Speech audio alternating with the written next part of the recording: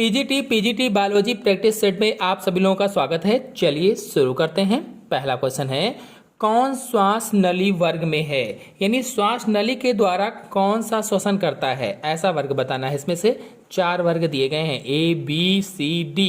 कौन सा होगा इसमें से? आंसर इसमें सही होगा सी वाला, मकड़ा, पेरिपेटस और मच्छर जो हैं ये श्वास नली का मतलब होता है ट्रकिया के द्वारा श्वसन करते हैं। चाहे हिंदी में श्वास नली का हो, चाहे अंग्रेजी में ट्रकिया का हो, तो ये ट्रकिया के द्वारा श्वसन करते हैं। नेक्स्ट क्वेश्चन है, जन्म दर मृत्यु संख्या प्रतिशतता अनुपात को कहते हैं, क्या कहेंगे? 4 ऑप्शन दिए गए हैं और ऑप्शन सही होगा इसमें से पहला वाला, जयो अभिसूचना कहते हैं। जयो अभिसूचना। आपको बता दें, जन्म दर यानी नेटिलिटी और मृत्यु दर यानी मॉर्टेलिटी, ये संख्या प्रतिशतता अनुपात को जयो अभिसूचना कहा जाता है। यानी नेटिलिटी और मॉर्टेलिटी संख्या प्रतिशतता अनुपात को जयो अभिसूचना कहते हैं और यह आबादी की सामान्य वृद्धि दर को निर्धारित करती है। और जयो अभिसूचना बराबर जन्म दर बटे मृत्यु दर गुणे 100 होता है। नेक्स्ट क्वेश्चन है, बिंदु उत्परिवर्तन में होता है। बिंदु उत्परिवर्तन में क्या होता है? जीन क्षय, जीन वृद्धि, जीन का एक खंड टूट जाना, जीन के एक क्षारक में परिवर्तन। तो बिंदु उत्परिवर्तन में जीन के एक क्षारक में परिवर्तन होता है, उसे बिंदु उत्परिवर्तन कहा जाता है, एक तरह से कह सकते हैं। या आपको बता दें कि डीएनए के किसी भाग के क्षार युग्म या कह लीजिए कि बेस पेयर में परिवर्तन होने पर कोडान भी बदल जाते हैं और यह किसी दूसरे अमीनो अम्ल के लिए कोड करेगा। इस प्रकार के उत्परिवर्तनों को बिंदु उत्परिवर्तन कहा जाता है। बिंदु उत्परिवर्तन यानी पॉइंट म्यूटेशन कहा जाता है, पॉइंट म्यूटेशन। नेक्स्ट क्वेश्चन है, वह किण्वन जो डीएनए अणु को खंडों में काट सकता है उसे कहते हैं। ऐसा किण्वन जो डीएनए अणु को खंडों में काट सकता है, तो रेस्ट्रक्शन एंडोन्यूक्लियस जो एंजाइम था वो काट सकता है। तो यहाँ पर उससे रिलेटेड ऑप्शन है सी वाला, रेस्ट्रक्शन किण्वन होगा, रेस्ट्रक्शन किण्वन। आपको बता दें कि जीनी इंजीनियरिंग में या जीनी इंजीनियरिंग के प्रयोग में कोशिका के डीएनए को छोटे छोटे खंडों में बांटना या छोटे छोटे खंडों में विभाजित करने के लिए रेस्ट्रिक्शन एंडोन्यूक्लियस एंजाइम का उपयोग किया जाता है। और यह एंजाइम डीएनए को कुछ पहचान क्षेत्रों पर काटता है, रिकॉग्निशन साइट्स पर काटता है। तो इसमें आंसर कौन सा सही होगा? रेस्ट्रिक्शन किण्वन, सी वाला। नेक्स्ट क्वेश्चन है, रुधिर आधान विधि में दाता एवं प्रापक हो सकते हैं केवल पिता और पुत्र, केवल भाई और बहन, केवल मामा व भांजी, उपरोक्त सभी। पूछा गया है रुधिर आधान में या रुधिर आधान विधि में दाता एवं प्रापक हो सकते हैं, तो आंसर सही होगा इसमें से डी, उपरोक्त सभी हो सकते हैं, उपरोक्त सभी। इसका मतलब यह है कि रुधिर आधान विधि में दाता एवं प्रापक पिता पुत्र, भाई बहन, मामा भांजी कोई भी हो सकता है। नेक्स्ट क्वेश्चन है, मैलाथियान, पैराथियान, फेनिट्रोथियान संबंधित है, किससे संबंधित है? तो आंसर इसमें सही होगा बी वाला, आर्गेनोफॉस्फेट से संबंधित है, आर्गेनोफॉस्फेट। नेक्स्ट क्वेश्चन है, एक मोती सीप से मोती स्रावित करता है। एक मोती जो होती है वो सीप से मोती किस लिए स्रावित करता है? तो आंसर इसमें सही होगा बी वाला, परजीवियों से संक्रमण प्रतिरक्षा हेतु स्रावित करता है। और जो मोती है ये मोलस्का संघ से संबंधित है, मोलस्का संघ से। नेक्स्ट क्वेश्चन है, कैडमियम प्रदूषण का संबंध किस बीमारी से है? कैडमियम प्रदूषण का संबंध किस बीमारी से है पूछा गया है। 4 बीमारियों के नाम दिए गए हैं अलग अलग करके। आंसर इसमें सही होगा बी वाला, इटाई जो बीमारी है ये कैडमियम प्रदूषण से संबंधित है। आपको बता दें कि कैडमियम प्रदूषण का संबंध इटाई बीमारी से है। और ये क्यों होता है? तो रक्त में आयरन की कमी जब हो जाती है, हमारे खून में जब आयरन की कमी हो जाती है तब ये हो जाता है। और जो सी वाला ऑप्शन है, मिनी माता रोग शरीर में पारे की अधिकता से होता है। अगर पारे की अधिकता हो गई है तो क्या हो जाता है? कौन सा रोग? मिनी माता रोग हो जाता है। आते हैं नेक्स्ट क्वेश्चन पर। नेक्स्ट क्वेश्चन है, निम्नलिखित में से कौन सा जीवाणु जूट एवं फ्लैक्स के विलगन या गलन के लिए उत्तरदायी होता है। विलगन का मतलब होता है गलने के लिए उत्तरदायी होता है।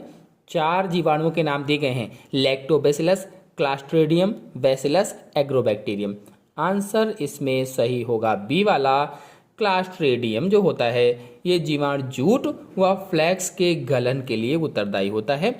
आपको बता दें कि क्लास्ट्रीडियम जीवाणु रेशे वाले पौधे, जैसे कौन कौन से रेशे वाले पौधे होते हैं, जूट है, फ्लैक्स है आदि के रेशों को पौधों से अलग करने के लिए उत्तरदायी होता है। अलग करना यानी इनको गलाने के लिए, विलगन करने के लिए उत्तरदायी होता है।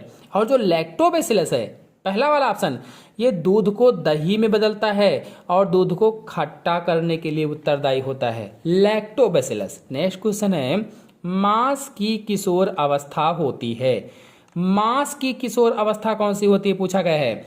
आंसर इसमें सही होगा सी, मांस की किशोर अवस्था पुतंतु होती है, पुतंतु। आपको बता दें कि बीजाणु अंकुरण करके पुतंतु, पुतंतु का मतलब होता है प्रोटोनिमा में बनाता है, प्रोटोनिमा बनाता है और यह भूमि पर रेंगने वाली शाखित सूत्रों की बनी शैवाल जैसी रचना होती है, शाखित सूत्रों की बनी।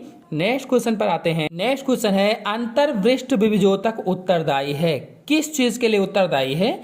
तो आंसर इसमें सही होगा सी वाला, शीर्षस्थ वृद्धि हेतु अंतर विभिजोतक जो ऊतक होता है ये उत्तरदायी होता है। आपको बता दें कि जो अंतर्वृष्ट विभिजोतक एक बीजपत्री तने होते हैं, इन तने के पर्वों और द्विबीजपत्री तनों में पर्व संधियों के नीचे पाए जाते हैं। कहाँ पाए जाते हैं? तने के पर्वों और पर्व संधियों के नीचे। पर्व संधि जो गांठ होती है, गांठ के नीचे पाए जाते हैं और पाइनस में यह पत्ती के आधार पर भी पाया जाता है। यह ऊतक वास्तव में शीर्षस्थ विभिजोतक का ही भाग है। शीर्षस्थ विभिजोतक का जो जड़ और तने की लंबाई में वृद्धि के समय शीर्षस्थ विभिजोतक से पृथक हो जाता है, अलग हो जाता है और ऊतक की कोशिकाओं में विभाजन के बाद तना लंबाई में वृद्धि करता है। तो इसमें आंसर कौन सा सही होगा? आंसर सही होगा सी वाला। नेक्स्ट क्वेश्चन पर आते हैं। मानव लसीकाणु में डीएनए के एक टुकड़े के निवेशन के लिए निम्नलिखित में से कौन सा वेक्टर सामान्यतः प्रयुक्त किया जाता है? कौन सा वेक्टर प्रयोग करेंगे? तो आंसर इसमें सही होगा सी वाला, रेट्रोवायरस प्रयोग किया जाता है।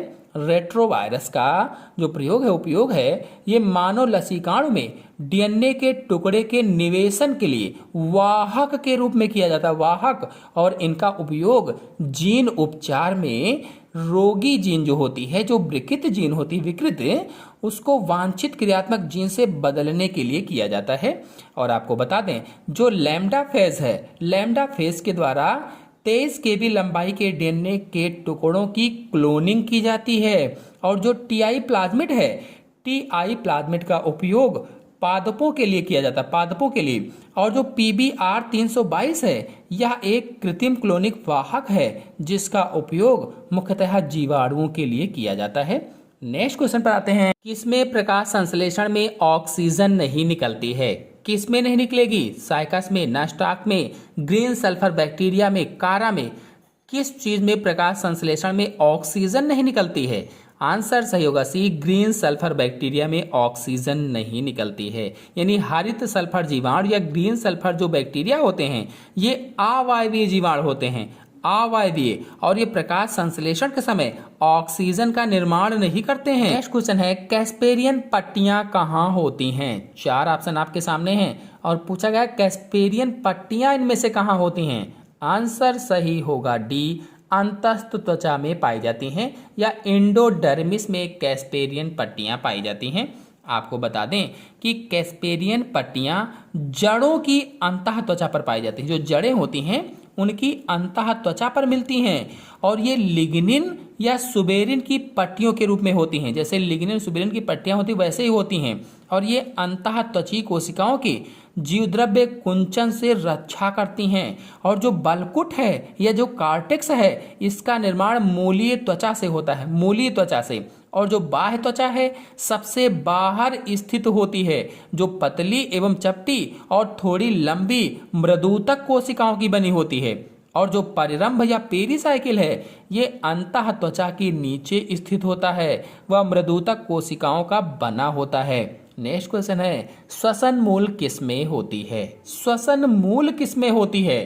तो श्वसन मूल किसमें होगी? आंसर सही होगा इसमें से सी वाला, श्वसन मूल लवण मृदोद्भिद में पाई जाती है, या हैलोफाइट्स जो प्लांट होते हैं उनमें श्वसन मूल पाई जाती है। बता दें कि लवणोद्भिद पादपों की श्वसन मूल को निमेटोफोर कहा जाता है। इसकी जो श्वसन मूल जड़ें होती हैं उनको निमेटोफोर कहते हैं। और लवणोद्भिद पादप क्षारीय दलदली क्षेत्रों में उगते हैं जहां पर दलदली वनस्पति होती है, और इनमें ऋणात्मक गुरुत्वानुवर्ती प्रकार की विशेष जड़ें पाई जाती हैं, यानी पृथ्वी से ऊपर की ओर पाई जाती निकलती हैं। उन्हें ऋणात्मक गुरुत्वानुवर्ती कहा जाता है, जो दलदली भूमि से ऊपर गैसीय विनिमय करती हैं, गैसों का आदान प्रदान करती हैं, और इस कार्य के लिए इन पर छोटे छोटे से वात रंध्र भी होते हैं, लेंटिसेल भी पाए जाते हैं। मांसाहारी पादप, स्वतंत्र उत्प्रावक जलोद्भिद व जलमग्न जलोद्भिद में निमेटोफोर अनुपस्थित होते हैं, इनमें निमेटोफोर नहीं पाए जाते हैं। और लास्ट क्वेश्चन है, गाल्जी सम्मिश्रण किस में भाग लेता है? तो आंसर सही होगा पहला, जीवाणुओं के श्वसन में गाल्जी सम्मिश्रण भाग लेता है।